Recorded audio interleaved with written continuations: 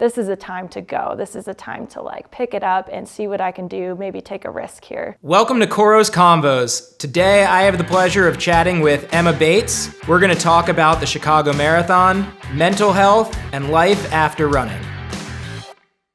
I'm sure more and more people are becoming familiar with who is Emma Bates, but would love to just hear it in your own words. All right, to give you the lowdown of me, Emma Bates. I am originally from Minnesota, so I'm a Minnesota girl. Started running competitively when I was in 6th and 7th grade, and I was a very hyperactive child, so that's why my parents put me into distance running specifically. And that was the point where I just fell in love with running, just like the community and the coaches and all of my teammates, they just became fast friends. And so that was just where my running career began. And then I got a scholarship to go to Boise State. So I went to Boise State for 5 years and garnered a national champion title in the 10,000 meters. And that brought me to professional running. And that's why I'm here today is, you know, I've had a pretty successful career in the marathon. I moved from the 10K to the marathon in 2018, won my first marathon, the U.S. Championships at the California International Marathon in Sacramento.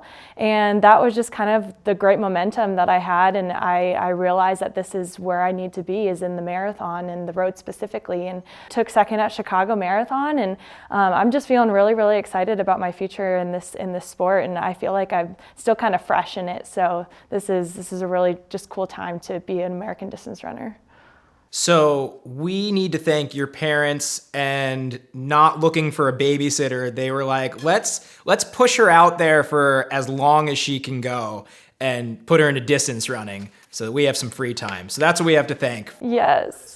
I wanted to be a sprinter / hurdler, and so I started doing that in 6th grade, and then that wasn't taking enough energy out of me. I was still just crazy. So my mom was like, just join cross country, and if you don't like it, you can go back to the sprints and the hurdles. But the first day of practice, I was like, these are my people. I love this. It's amazing. And so at that age, how long, like what was cross country? Was it 2 miles? Was it 5K? We were doing like 4,000 meters for races, but the first day of practice, I couldn't even run 10 minutes straight. It was like the hardest thing I had ever done. So I think it took me like 2 weeks to be able to run 20 minutes straight. So it was definitely a rude awakening, but I just trusted in the process that I was gonna get, you know, further and further and better. So, and just being amongst friends, it was just so much fun just to go out there and see what you could do every day and see how far you could get. So now that's how we got into running. Let's talk about what just happened a couple weeks ago on the streets in Chicago. You know, you went out there, you had finished 4th in 2019. 2020 didn't happen, we all know that. And then here we are, 2021, you're back in Chicago, and you finished 2nd. But that's how you finished. Take us through just the prep, what your thoughts were going in, and then obviously that race, you were a bit of a metronome, and others not so much. So you continually picked off people, especially in that second half. So walk us or run us through, you know, what the Chicago Marathon was like for you. Yeah, so 2019 I took 4th. So the goal going into this race was to get the podium, you know, like get to the top 3. So I wanted to improve and I wanted to PR as well. But looking at the weather forecast, you know, the week leading up to Chicago, it was becoming pretty bleak, just the temperature rising, and it's not ideal conditions to run a fast marathon. So the goal was to run fast, but at the end of the day, we were like, we need to dial it back. We need to kind of reassess just like our game plan. Me and my coach sat down and we're like, you need to go out a little bit more conservatively than you normally would, because it's going to be a really, really hard last half if you go out and, you know, you never have been in these conditions before, so you don't know how you're going to react also. So we knew that people were going to go out really hard. We weren't prepared for how fast it was going to go out, like 2:11 pace. Did you know that? Yes, I had no idea how far ahead she was. I didn't know that she was running that fast, but I just knew that they were going to be gone for a while, and I don't know if I would ever see them again. So I knew I needed to run my own race. I went into the first half very, very conservative. It was actually really uncomfortable right off the bat just because of the heat, and I was pouring water on myself, trying to cool myself off, but it was just relentless. And so the pace group that I was with kind of separated at like mile 8, and the pacer and Kira D'Amato, they kind of took off from me, and I just didn't feel like it was a pace that I could go at that time. It just felt way too hard, way too soon. So I let them kind of go off and run ahead of me, and I was getting a little bit anxious, like am I doing the right thing, kind of holding back. But I've been so good about my training in long runs and workouts, especially with Joe biking next to me, my coach. He just like would tell me to be patient, be methodical and patient, and just trust yourself, be within yourself, and just know that it's gonna, you're gonna be able to start picking it up. There's so many ebbs and flows of the marathon and just long runs and everything like that. So you just need to get into a rhythm,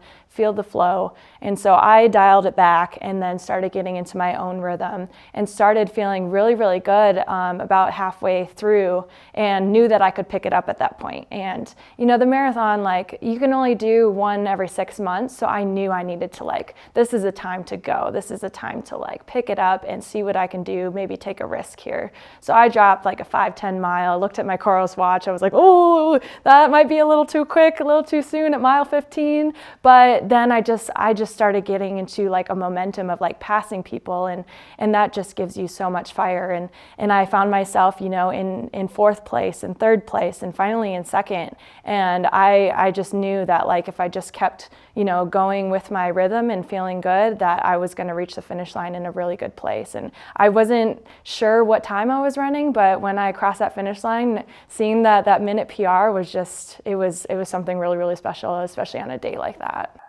So I'm going to ask you a question, and I don't want to get you in trouble, but how much longer did that race have to be for you to win? Because I mean, you were closing on everybody, and I know you were obviously exhausted at the end also, but you're just constantly running 17 flat for each 5K, and even the leader, she had enough of a lead, but she was running 19:30 at that point. So was it one more mile and you're the Chicago Marathon plus a mile champion?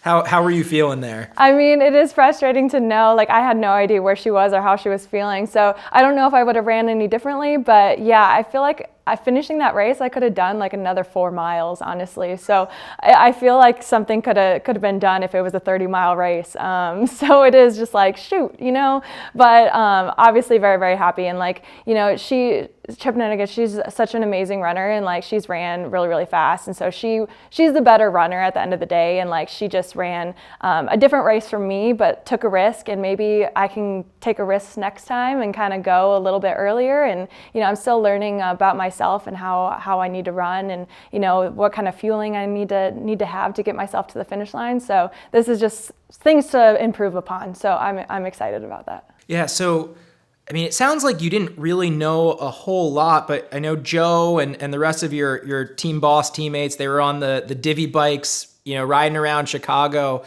What if any information were they attempting to share with you? And, when you're running in a race, I mean, how much of that are you processing and able to action on?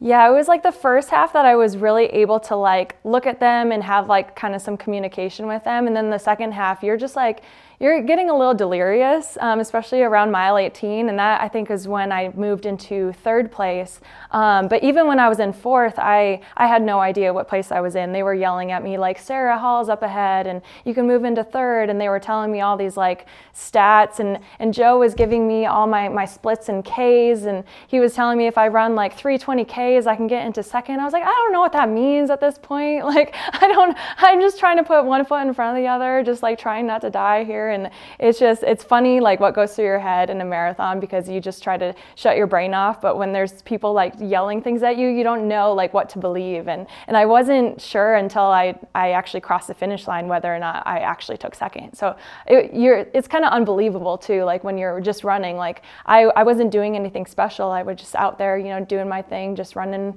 what we set out to do. And so just to become in a position of the podium was something that I like hoped I was, doing, but I didn't know until, that very final, crossing the finish line. And, I was holding up the twos. I was like, are you guys sure that this is right? And they're like, yes, you got second. So that was the moment that it finally hit me. So they weren't just peace signs. It was No, yeah. Well, I was so happy. I've always wanted to do this. I just love taking photos like this. I don't know why.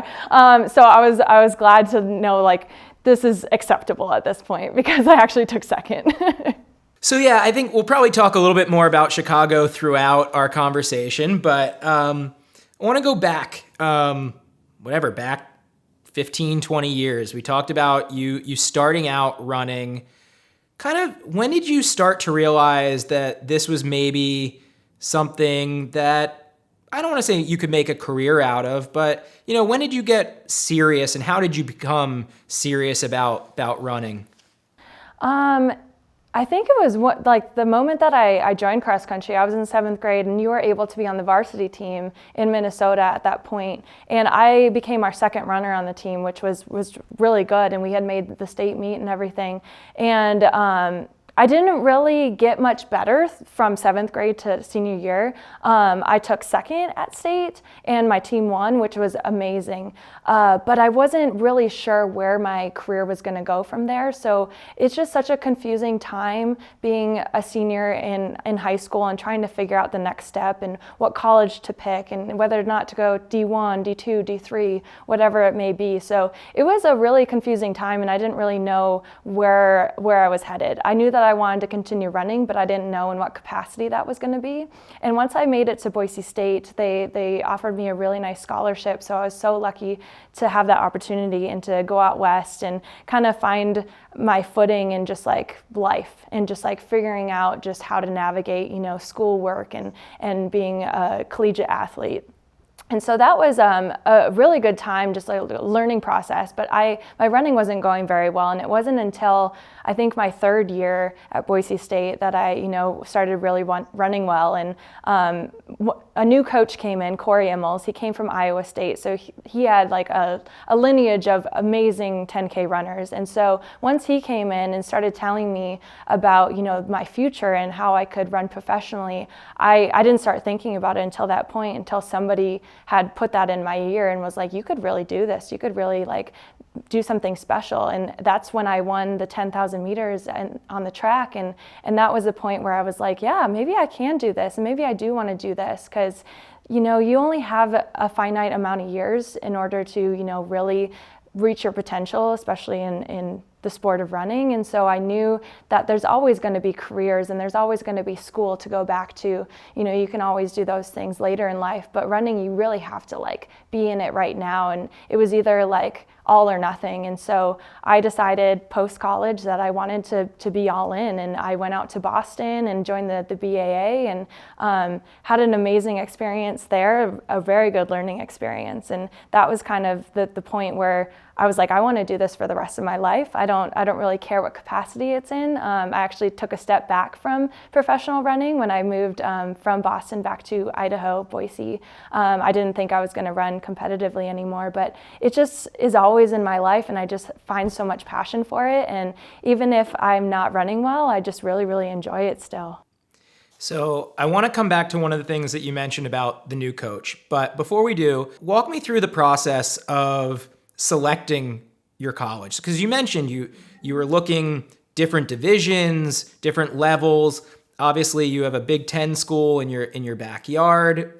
Growing up in Minnesota, what ultimately, I guess, well, first off, we can kind of make a lot of coaches get upset here for a second that they missed out on you. But where else were you looking, and what ultimately sold you on the Boise State program? So yeah, I really wanted to go to the University of Minnesota. I wanted to be a Golden Gopher. Just being in my backyard, that was something that I always aspired to. And I was talking to the cross country coach there, and he really, really wanted me, but they didn't have the scholarship for me. They just didn't have the funds for it. And I just wasn't that good in high school. And so it ultimately came down to money, honestly. I don't come from a very wealthy background, and so I had to pay for college on my own. And so I really needed to be specific about where I was going to go. And the athletic scholarship was going to far outweigh the academic scholarship that I was going to get. So Boise State was the opportunity that presented itself, because the coach at the time, Brad Wick, he was from my same hometown. And so he knew my potential. He had the inside scoop from my coach, my high school coach, who also coached him in high school. So he was kind of telling him, like, yeah, she's not great right now, but she's going to be something really special, something really good. And so he took a chance on me, and I'm so grateful that he did that for me, and was able to offer me a scholarship to go to Boise State, because that's ultimately what it came down to, was just the financial side of it. And that's the reality of life for a lot of folks, and there are going to be some people watching this that may know kind of the financial situation in the sport of running at the collegiate level, but it's a lot different than football and basketball and some of the team sports that we see on TV. Not everybody is a fully scholarshiped athlete. There's a lot of partials and things like that are out there. So it's a reality that as an athlete you face. Exactly. And ultimately, it's a college, degree. It doesn't matter whether or not you go D1, D2, D3. It's like you're going there for school, and that's the ultimate goal there is to get, an education. On the education front, what did you study in school, and why did you study that, and what are some of your kind of your academic or just your non-running interests? Yeah, so I really wanted to go to school for architecture. That was like my big goal, but Boise State didn't have that degree, and so I was trying to figure out like where to go from there. And I started to get really more and more into like the exercise physiology side of running just in general. So I started picking up some classes here and there for exercise science, and that's what I ultimately got a degree in. It was exercise physiology. And it's funny because I am totally passionate about not complete opposite, but I like exercise psychology. So I'm more the sports psych person now rather than the physiology side. And so I'm all about just like the mental game. And I think that's probably because of, distance running. I think it's 90% mental, 10% physical. And that's what has really helped me in my own career, in my own running, is just the mental side of it. And I love reading books about just how to just cope with the ups and downs, the roller coasters of this sport. And I think a lot of people have the same experiences as well, but maybe just don't know how to navigate it. So I love just like sharing my experience, or if people have questions, how do you get through that mental barrier at, mile 20 of the marathon, or, because your body starts to break down at that point. Your head has to be the one that gets you to the finish line ultimately. And so just trying to help people in that way has been really, really fun and really, really rewarding. And just, especially in our day and age, there's just such a bigger understanding of just like mental health and how important it is. And I feel like so many athletes are coming forward and saying that, they need help. And so I feel like there's such a need for this side of sports psychology, because, you can go and see a therapist and they're great, but they don't understand like the pressures that we have on ourselves as athletes. And so having a sports psychologist, I think, is really, really beneficial, and just like focusing and honing in on, the things that you want to accomplish, and just the understanding of where we are in our lives and what we go through every single day.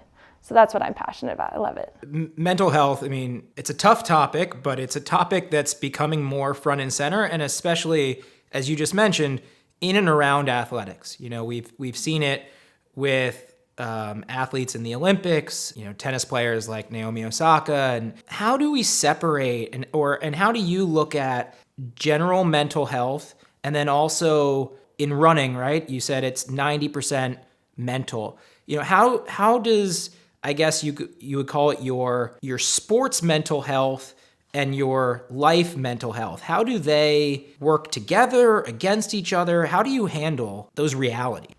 Definitely like just general mental health comes first, and you being happy in your just daily life and being balanced in that way is going to translate into a successful sports career or sports performance. But I think like we forget that, athletes aren't robots, like we're not made to just go out and like hammer every single day. And like, there's a balance that needs to be had there as well. But I think the way that I've gotten through it anyway is just really surrounding myself with a community that's really supportive and people that I feel comfortable in reaching out to if I am going through something difficult in my own life. And I've gone through some pretty hard things the last few years, and I think the only way that I've been able to cope with any of that stuff is because of my community, and just knowing that if I'm not going to be able to bring myself up, they're going to be there to bring me up. And so you have to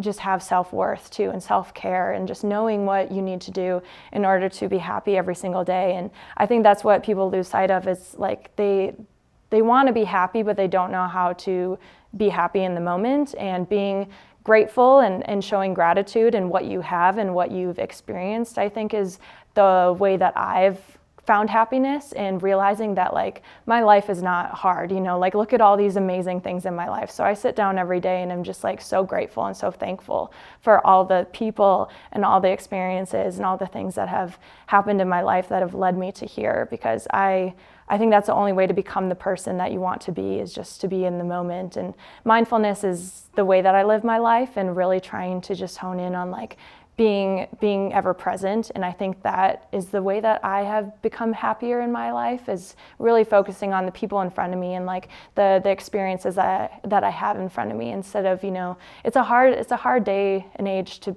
do that because of all the social media and all these distractions and all these things. And I think that moving to Idaho and I moved off grid for a few years out in Idaho, and being completely unplugged, it really brought me into just like living where I was at that time. And I think that some people need that, I think that was a really big time in my life. I think that was exactly what I needed. And not to say that I won't ever do that again, but I think that, everybody should kind of go through something like that. That's, just brings them back into reality and what's actually important in life, rather than all the materialistic things. And, really focusing on your support system, and just like the relationships that you have with people is really, really important. So when you say mindfulness, is meditation a big part of your day and your training? Yeah, and I don't meditate maybe in the normal sense that people do, but like I meditate when I go for a run. Like when I go out on a run, especially when I'm by myself, I just find myself in this space of just peace. And that's the time that like I do my most thinking also, which I know a lot of people think that meditation is just like shutting off your brain, but I either meditate in the way of, I have all these thoughts, in my head, and being able to like think about those things and kind of put them into like boxes and like sort them out. And so it makes my life like kind of make sense and organized. Or I'll just completely be like in the moment and just looking at the trees, looking at the birds, listening to everything that's going on around me. And I try to tell people like, don't listen to music every time you run. Like it's great sometimes, but like it's so peaceful and so just wonderful to go out there and just hear your footsteps in the world around you. Running, especially a long run, there's a lot that can go on, or that almost needs to go on in your head. But at the same time, being able to just take in, especially for you, you're in Boulder, Colorado. You're surrounded, on the 350 days a year that it's sunny. You're just surrounded by absolute beautiful scenery. Yeah, I've caught myself like bursting into tears a few times because it's so beautiful, and I just love it so much here. So yeah.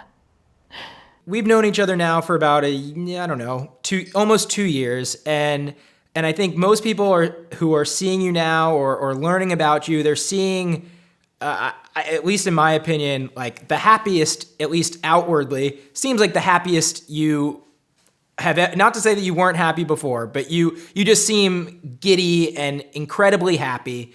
But as you mentioned, there's a process and there's a path to get to that happiness, and it's not always, a smooth one. And so to the level that you feel comfortable, like to share kind of what you went through from Boise, bringing yourself to Boulder, how you found the new community, how you settled into the community with a new coach, a new team, really going from, like you said, off the grid, a little bit more either smaller team or individualized setting into this larger community, and just, walk us through that. So the reason why I moved to Boulder was because I got a divorce, and my spouse at the time was my coach, and we had built like this team together out in Idaho. And so once everything kind of imploded, it was like, I don't know what I'm going to do, where I'm going to go, who I'm going to be coached by, if I'm even going to run anymore. Because he was such a good coach. Like, I loved like where I was at in the training and just like my community there. And I just felt like so lost and just completely discombobulated after everything had gone down. And it wasn't until I like went out and visited my family and like kind of, was able to kind of reflect on just, what do I want in my life, and where do I see myself? Where do I want to go? And I still knew that I wanted to pursue running. I still knew that I had all these big goals, and why should I give up all these goals just because, this one thing happened? I had to completely like just pick myself up, off the ground and just completely start anew, because I knew staying in Boise just wasn't going to be healthy for me. Just going everywhere there, that like I spent the last 10 years of my life with this person, and it's just like, it's really, really hard to be there. Like, it's just, your heart hurts. And so I knew that I needed to be somewhere else. And Boulder, I have been to a few times in the past, and have just, every time I went to Boulder, it just felt so right. Like, there was just something about the environment and the air and the aura that just like spoke to me. And I don't really know what that is still to this day, but I took a chance, and I was like, even if I'm not on a team, or even if there's nobody here that wants to coach me, I just want to be in Boulder, because it's a really special place to me. And I was lucky enough to talk with Laura Thweet, who was on the team boss, and she was talking about Joe Bossard, her coach, and just like how wonderful he was and how good of a coach he was for the marathon specifically. And she took 5th at the Olympic trials, and I was like, I definitely took some notice into their team, and everybody knows Team Boss, and like, Emma Coburn and Aisha Prad, and like all these, Kate Grace, all these people that are making Olympic teams and doing really, really well. And so I knew that I needed to elevate myself. I wanted to be amongst people that had, really big goals and ambitions, and really immerse myself into that scene. Because Boise, there's not a lot of professional runners. Everybody that I ran with were working full time, and so I was the only person that was just running. And I felt very inadequate, just because, they have all these careers, and, they're just like elevating themselves in different ways, and it just didn't mesh with what I was trying to accomplish in my own life. And so coming here and just being amongst people that like have the same running ambitions, that just made me feel so much more normal. And it was a very seamless transition, just because we all love running so much and have a passion for it and have so much fun in it, but it is our job. And so that's such a cool vibe to have, that, it's not, super cutthroat, and we don't need to like,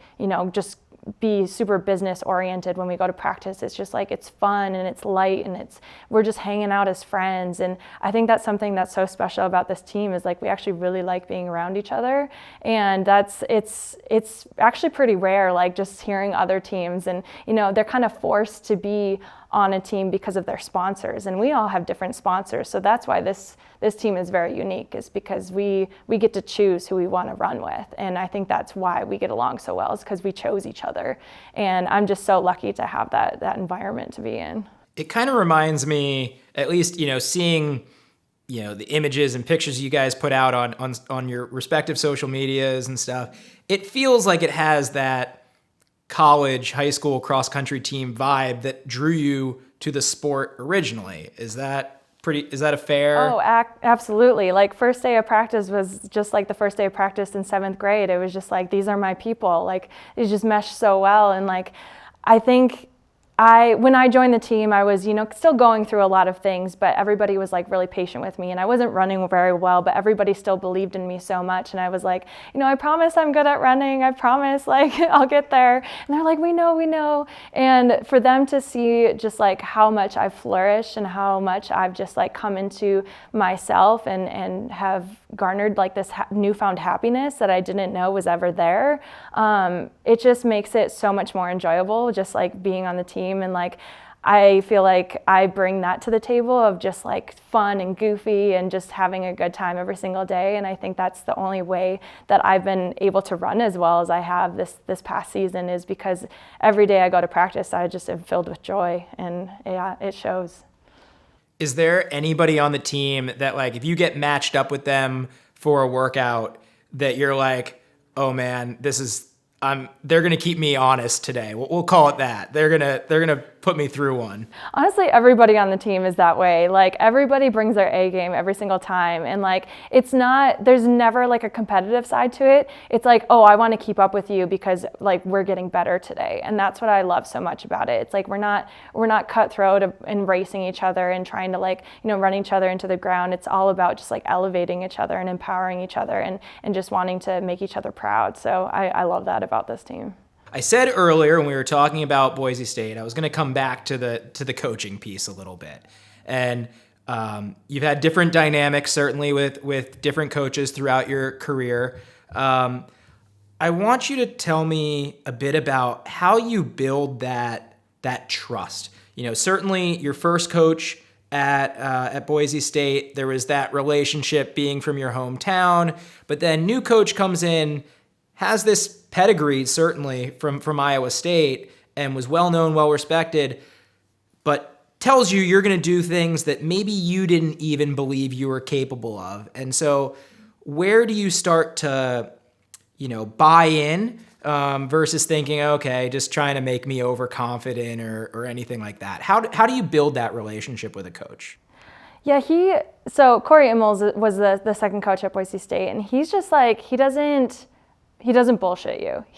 If he says something to you, you know that it's true. And I think he presented himself on the first day of practice in that way. Like, I'm not going to be your best friend. I'm going to tell you like it is. And if you don't like to hear it, whatever. And so like, just knowing that was the relationship that was going to happen, for him to tell me these things that I'm capable of, I really did believe it. And so the more that I bought into it, the more I enjoyed the process, and the more excited I got to compete and to really just put everything into workouts and races. And so I think just knowing that they have these, not expectations, but just like this really profound belief in you, and they know that you can accomplish big things, you want to make them proud. And so I think it gives you a little bit of edge when you get into races and workouts, because you're like, well, they expect me to do these things, like I got to do it.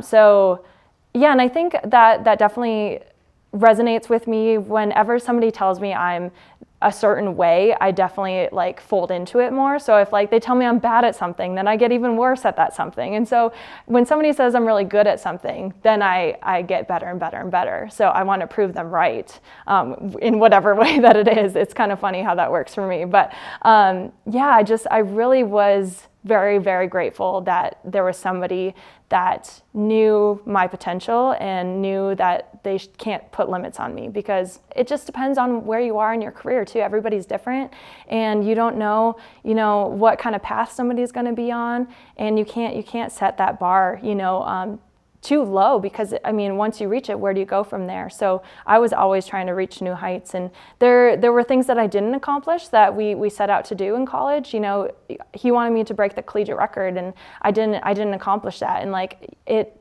sucked at the time, but it definitely, like, just knowing that he had that belief in me and knew that I was gonna exceed these potentials that a lot of people had set for myself, and it exceeded all my expectations of myself. I never thought I would win a national title in D1 athletics, so that was very, very cool, and just it made me believe that I need to set higher goals for myself. Every single time I accomplish something, I need to accomplish something bigger. And so I'm never satisfied, satisfied, which I think is good. I think most people in this sport are that way. But like, yeah, like I took second at Chicago, but next time I want to win, you know? So I think that's a good mentality to have. I think it's a great mentality to have. I think you've talked about the impact of coaching, kind of the self-motivation a bit.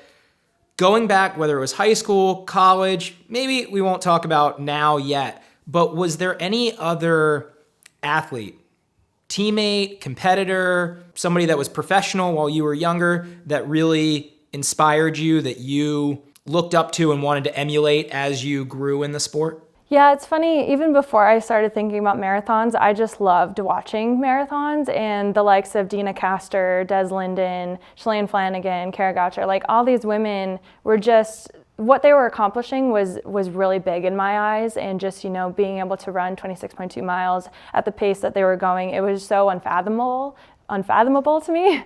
And that was a point where I was like, I don't know if I could ever run a marathon, but just what they're doing makes me want to do better in what I'm doing. And so I was able to translate, marathon training and the marathon scene into what I was doing. And I think that that's really special, is like that they had that impact. And that was just a revolutionary time for American female distance running, I think. And just seeing where we're headed in that direction is really, really cool. But yeah, I don't think those women realized just how impactful they were on my career and just my love of running, and just seeing them accomplish their goals just really made me excited to accomplish mine in whatever capacity that was. And so I took it step by step, but I knew that I was, wanting to be in that realm of that kind of scene of Dina Castor and Shalane Flanagan kind of era. So.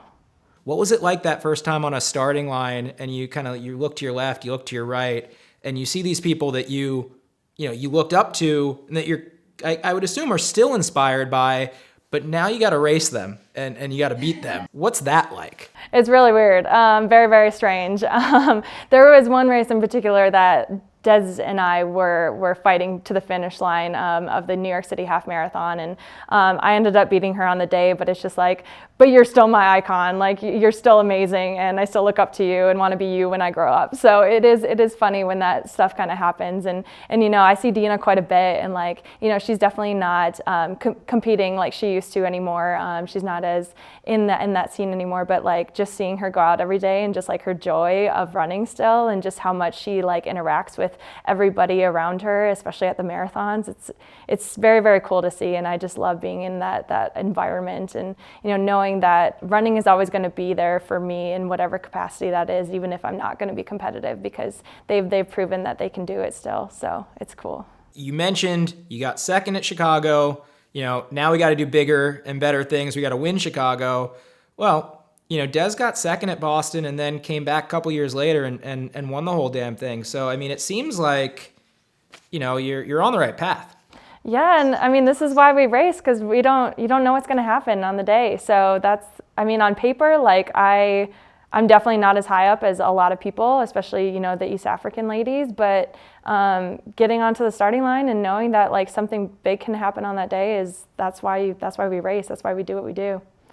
So I'm going to shift focus a little bit. You are a female, you are a runner, you are also a female runner.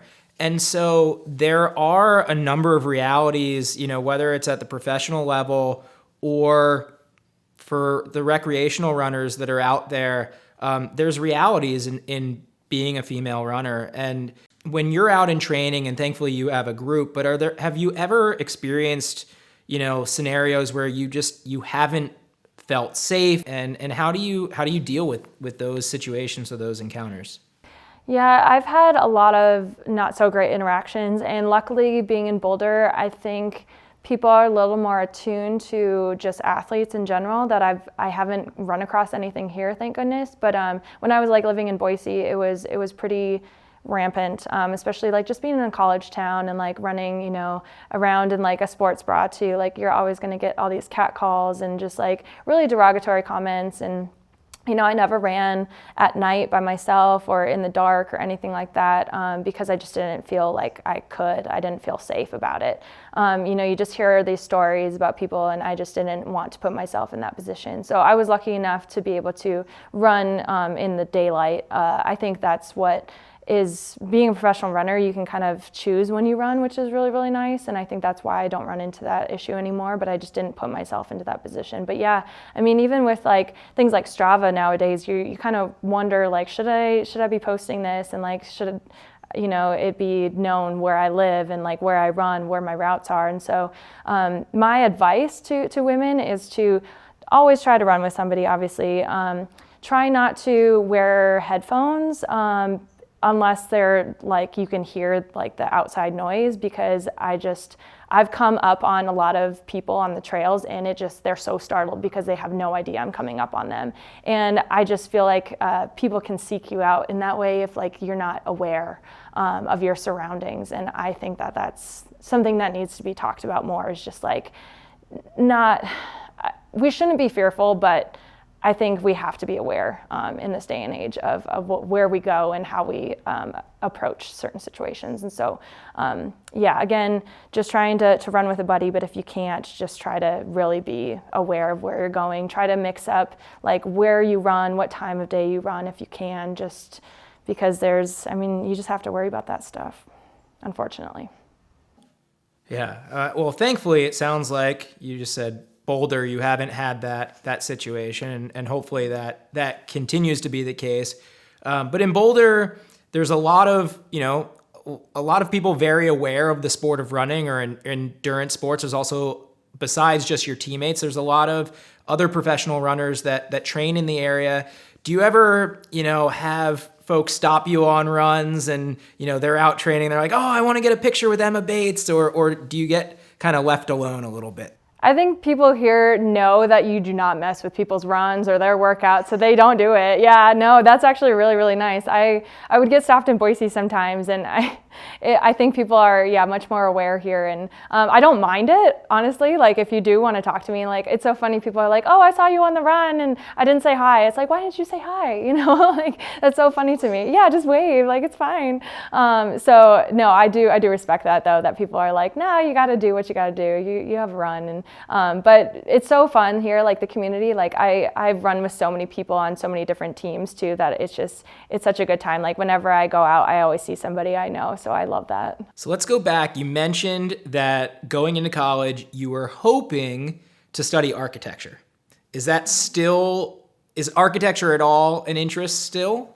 I find a lot of appreciation for it, but I don't think it's something that I want to pursue. I think the career path that I'm on and the school that I want to go back to would be psychology, exercise psychology specifically, because I just think there's such a need for it, and I just have such a passion for that, and just like I want to be immersed in this sport always, just in a different way. I don't want to compete for the rest of my life, but I really just love just the mental side of this sport and just want to be immersed in that. Yeah. So did you ever go on one of the architecture cruises in Chicago after the marathon? I did it the day after the marathon, and 5 minutes in, it started downpouring. So I was on the top of the boat. I was like, I'm not going to go underneath. Like, I'm just going to sit it out, and just was completely drenched, just freezing cold. And it's so funny, like being so hot the day before in the marathon and then just sitting on this boat, just shivering the whole time.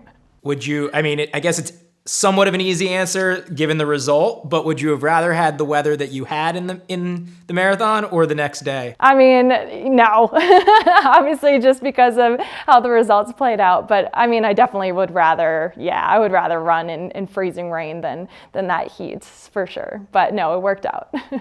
We've touched a little bit about post-running career, and I know we've got many years to go. But you've mentioned sports psychology and maybe going back to school. As an athlete, what do you hope is your impact on the world, on the community? What is the impression that you want it to leave or have other people view you?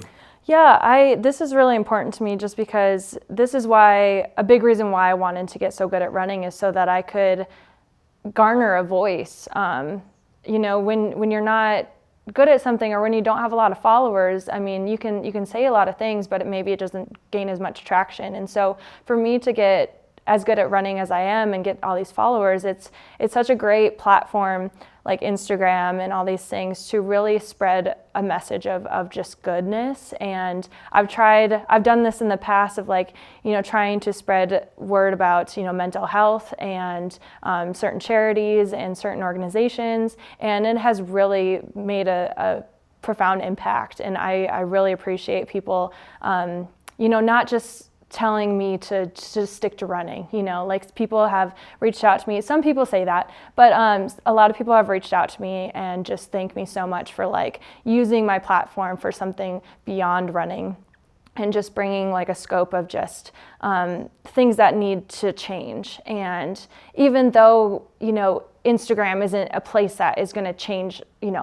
like profound things, but I think it gets people aware in a way that maybe they wouldn't become aware of certain things. And so that's what I really enjoy about having Instagram and having all these like different platforms, and just providing my experience in running in general has just really caught a lot of people's attention. Just like my recaps that I did for Chicago, I was so taken aback that like it affected so many people, and I got all these messages of people like asking me more questions about like either the mental side or the physical side, and just helping them through that kind of process. Or people hear that I went through a divorce or went through my dad passing away 5 years ago, and they are just like, how did you get through those times? And so just really connecting with people has been the best part about this job, and I didn't expect it to kind of come into the light that it is, but I really appreciate it, and I really appreciate whenever people reach out, and I love just interacting with people in that way.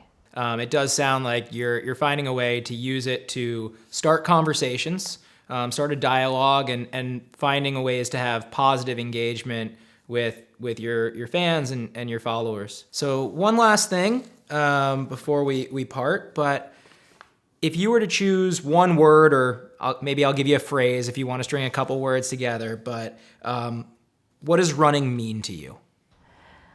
Oh, that is, there are many words for that one.